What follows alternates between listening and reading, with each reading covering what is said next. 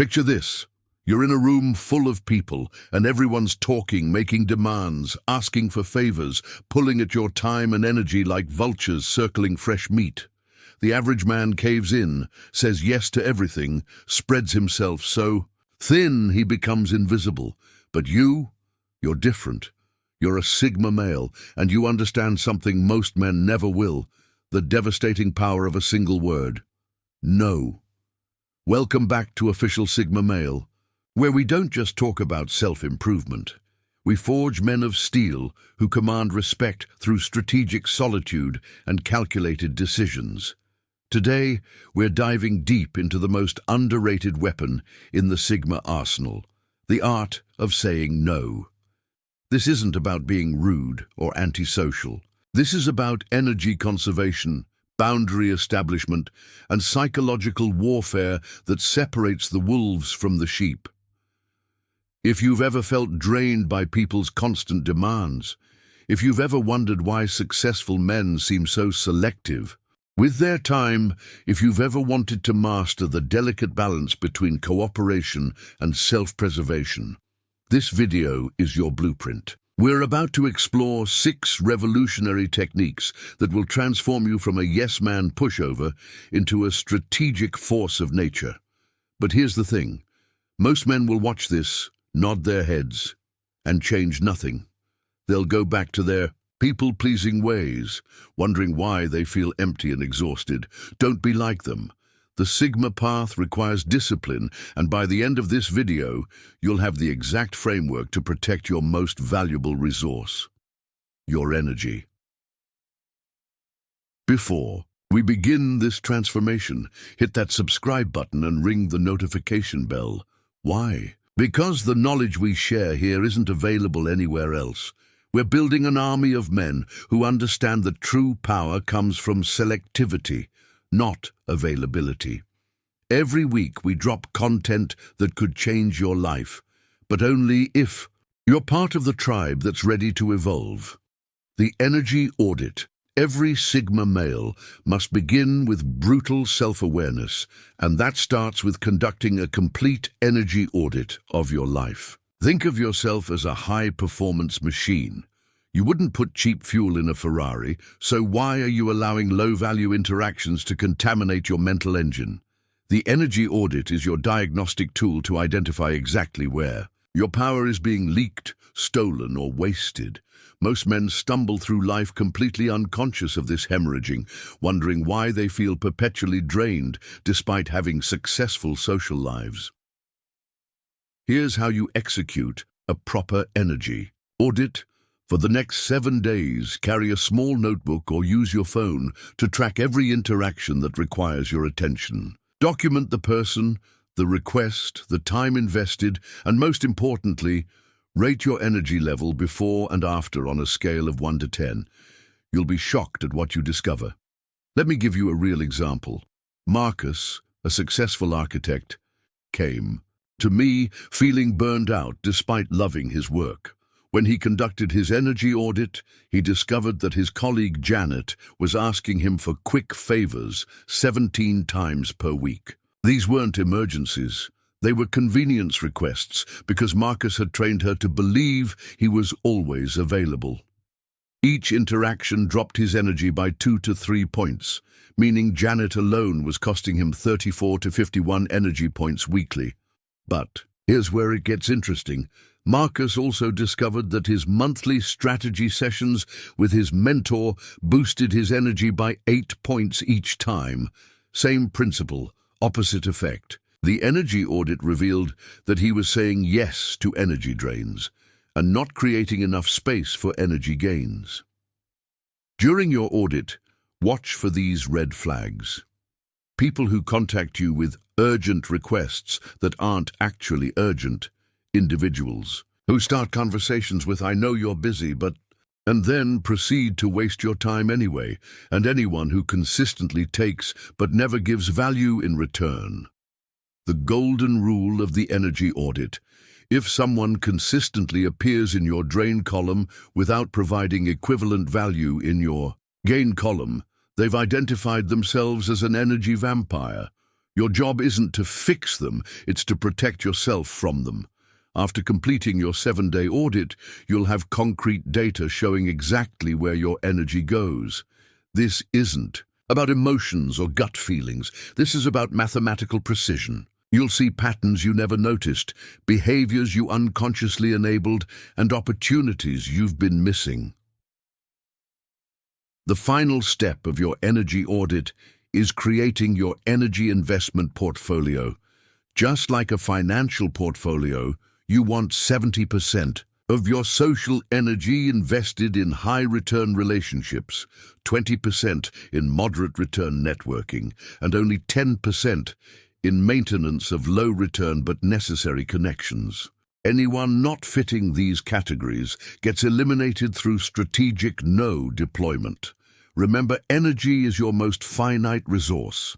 Money can be earned back, time moves forward regardless, but energy, once drained, requires conscious effort to replenish. The energy audit gives you the intelligence to make informed decisions about where you invest this precious resource.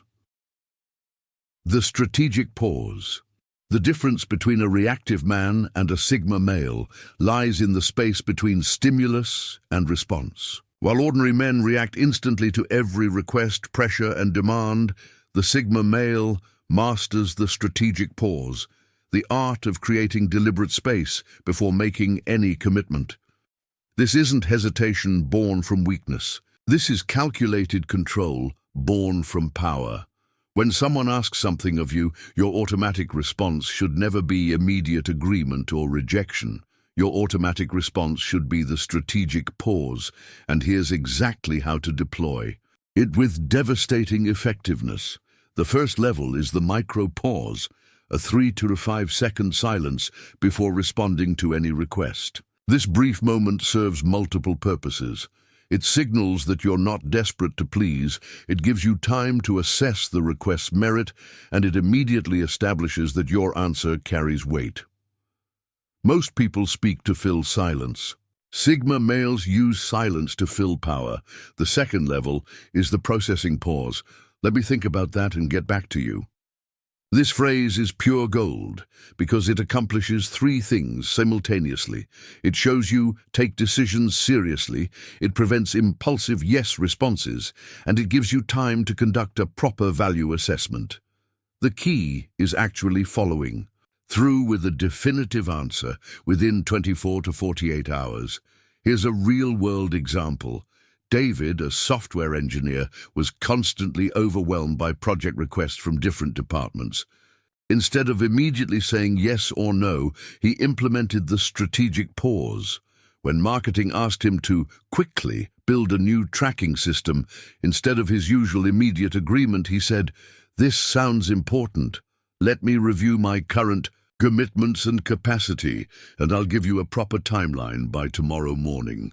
This simple pause revealed that the urgent request wasn't needed for 6 weeks, giving David time to negotiate proper resources and timeline rather than accepting another rush job that would compromise his other work. The third level is the investigation pause. Help me understand why this is the priority right now. This isn't challenging the request. It's gathering intelligence to make an informed decision. Often what seems urgent to someone else isn't actually urgent at all. They just haven't thought it through properly. The strategic pause also includes the counter-offer pause. I can't do X, but I could do Y. This shows you're solution-oriented while maintaining your boundaries. Maybe you can't stay late to help with their project, but you can spend 15 minutes tomorrow morning showing them how to solve it themselves. Advanced practitioners use the deflection pause. That's outside my wheelhouse. But have you considered asking Z? This redirects the request to someone more appropriate while positioning you as helpful rather than dismissive. The psychological power of the strategic pause cannot be overstated. It trains people to think before they ask you for things because they know you won't give automatic yes responses. It elevates the perceived value of your time and attention. Most importantly, It breaks the conditioning that has turned you into everyone's go-to solution for their problems. Practice the strategic. Pause religiously for 30 days and watch how people's approach to you changes. They'll start coming to you with better thought-out requests, more genuine emergencies, and higher value opportunities because they know their request will receive serious consideration rather than reflexive acceptance. The value assessment. Every request, invitation, and opportunity that comes your way must pass through your value assessment filter, a systematic evaluation process that separates gold from garbage before you invest your precious energy. This isn't about being calculating. This is about being strategic with the one life you have to live. The value assessment operates on 3 core dimensions: alignment, growth, and reciprocity. Master these 3 filters and you'll never waste time on low-value engagements again. Alignment asks the fundamental question: does this request align with my current goals, values, and direction? If you're building a business, does helping your neighbor move furniture advance that goal? If you're focusing on physical fitness, does attending every social gathering support that priority? Alignment isn't about being selfish. It's about being honest about what moves you forward versus what moves you sideways. Here's how Marcus, our architect from earlier, applied alignment assessment. When his college friend asked him to design a logo for free because you're creative, Marcus asked himself if graphic design aligned with his architectural career goals. The answer was no. Instead of automatically saying yes out of guilt, he recommended a graphic designer friend and maintained the relationship without derailing his focus. Growth evaluation asks, will this experience, relationship, or opportunity expand my capabilities, network, or understanding in meaningful ways? Even if something doesn't directly align with current goals, it might offer valuable learning or connections. The key is distinguishing between genuine growth opportunities and time wasters disguised as learning experiences. Take the example of Sarah, a marketing executive who was asked to speak at a local business breakfast. Initially, it seemed like a distraction from her project deadlines, but her growth assessment revealed that the audience included several CEOs from companies she wanted to work with. The speaking opportunity became a strategic networking investment rather than a time drain. Reciprocity analysis is perhaps the most crucial filter. Does this person or opportunity give value proportional to what they're requesting? This isn't about keeping score in relationships, but about recognizing patterns of taking versus giving. Energy vampires consistently fail the reciprocity test. They ask for favors, advice, time, and attention while offering nothing of comparable value in return. The value assessment matrix works like this. Score each dimension from 1 to 5. Alignment. With your goals, 1G completely misaligned, 5EG perfectly aligned. Growth potential. 1 no learning value, 5 high significant expansion opportunity. Reciprocity balance. 1 none all take no give, 5 high mutual value exchange. Any request scoring below 9 total points gets an automatic no. Requests scoring 9 to 12 points require additional consideration. Only requests scoring 13 to 15 points earn immediate yes responses. But here's the advanced technique. The opportunity cost assessment. For every yes you're considering, ask what you're saying no to instead. If spending 3 hours helping someone move means missing your workout and meal prep for the week, the real cost isn't 3 hours. It's the compound effect of breaking your health routine. The value assessment also includes the precedent factor. What behavior am I reinforcing by saying yes to this request? If you consistently drop everything to help people with poor planning, you're training them to expect emergency responses to their lack of preparation. If you regularly accept low-value social invitations out of politeness, you're signaling that your time has minimal worth. Implementation requires discipline and practice. Start by spending 5 minutes evaluating significant requests using the 3-dimension filter. As you develop this muscle, the assessment becomes intuitive. You'll instantly recognize high-value opportunities and automatically filter out energy drains. The result? Your calendar fills with opportunities that compound your success rather than drain your resources. Your relationships improve because you engage fully when you do say yes, rather than showing up resentfully. Your goals accelerate because your energy flows toward growth rather than maintenance of other people's convenience. The diplomatic deflection. The art of saying no isn't about burning bridges or damaging relationships. It's about protecting your boundaries while maintaining social capital. The diplomatic deflection is your secret weapon for refusing requests gracefully, leaving people feeling respected rather than rejected. Most men fail at saying no because they approach it like a binary choice, either aggressive rejection or guilty acceptance. The Sigma male understands that refusal is a skill requiring finesse, strategy, and social intelligence. Master the diplomatic deflection, and you'll say no so elegantly that people will thank you for it.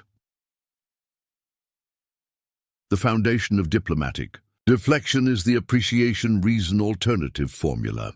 You start by appreciating the request or the person making it.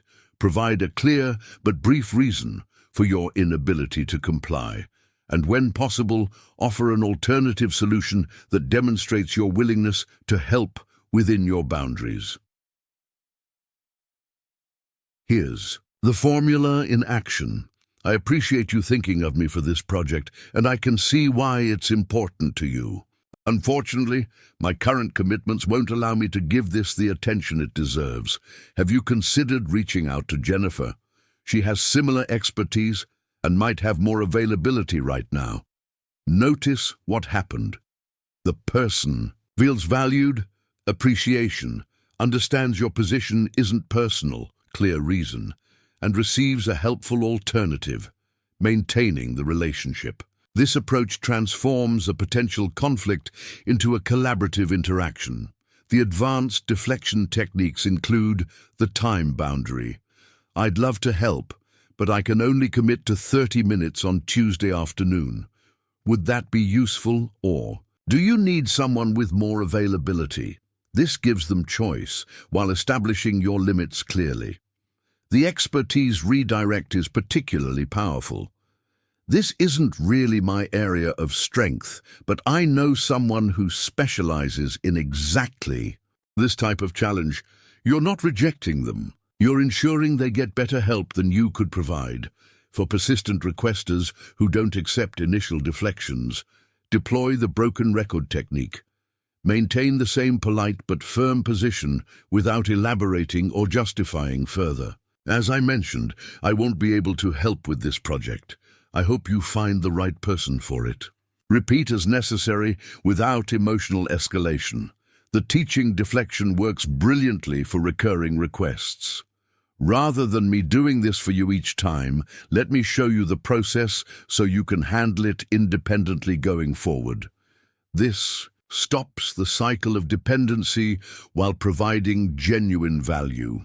Here's a real example. When Tom's co-worker began asking him to cover shifts regularly, instead of saying, "No, I'm busy," Tom used diplomatic deflection. "I understand these last-minute situations are stressful. While I can't regularly cover additional shifts due to my family commitments, I noticed the schedule issues usually happen on Fridays. Maybe we could approach management about adjusting the staffing pattern for that day." Tom refused the individual requests while addressing the underlying problem, positioning himself as solution-oriented rather than uncooperative. The nuclear option for dealing with manipulative requesters is the emotional jujitsu. Turn their pressure tactics back on themselves. When someone says, "If you were really my friend, you'd help me," respond with, "If you were really my friend, you'd respect my decision when I say I can't help right now." The key to successful diplomatic deflection is emotional neutrality. Don't apologize excessively. Don't over-explain your reasons, and don't allow guilt trips to derail your position. Your no is complete and valid without justification beyond what you choose to provide. Practice these deflection techniques until they become natural responses. Start with low-stakes situations to build confidence before deploying them in more challenging circumstances. Remember, you're not being mean by saying no diplomatically. You're being honest about your capacity while respecting both your boundaries and their dignity. The diplomatic deflection transforms you from someone who either caves to pressure or creates conflict into someone who navigates social dynamics with strategic precision. People learn to respect your boundaries because you've shown them how. The non-negotiable framework. Every Sigma male needs unbreakable rules, core boundaries, that never bend regardless of pressure or opportunity. These non-negotiables eliminate emotional decision-making and ensure you stay consistent with your deepest values. Establish boundaries in 5 key areas: time, energy, values, health, and growth. Within each category, create 2 to 3 absolute rules. You'll never compromise. Time non-negotiables might include, "I don't work past 7 p.m. unless it's a genuine emergency I caused." "I don't check work communications on weekends." These protect your peak performance periods and personal recovery time. Energy. Non-negotiables could be, "I don't engage in gossip about people who aren't present." "I don't provide emotional support to people who consistently ignore my advice." These prevent energy vampires from draining your mental resources. Value-based non-negotiables protect your integrity. "I don't lie or ask others to lie for me." "I don't participate in activities that compromise my character." These boundaries safeguard your reputation and self-respect. Health. Non-negotiables are non-negotiable. "I don't skip workouts for social convenience." "I don't sacrifice sleep for entertainment." Your physical foundation supports everything else you want to achieve. Growth. Non-negotiables ensure continuous development. "I don't accept projects that don't expand my skills." "I don't spend time with people who discourage my ambitions." Here's the key. When someone tests these boundaries, you respond with policy language, not personal preference. "I have a policy of not working weekends" sounds more authoritative than "I don't want to work weekends." The power lies in their absolute nature. People respect boundaries they can't negotiate better than flexible guidelines they can manipulate. Your non-negotiables aren't limitations. They're the fortress walls protecting your power and progress. The long-term vision. The ultimate mastery of saying no comes from crystal clear direction.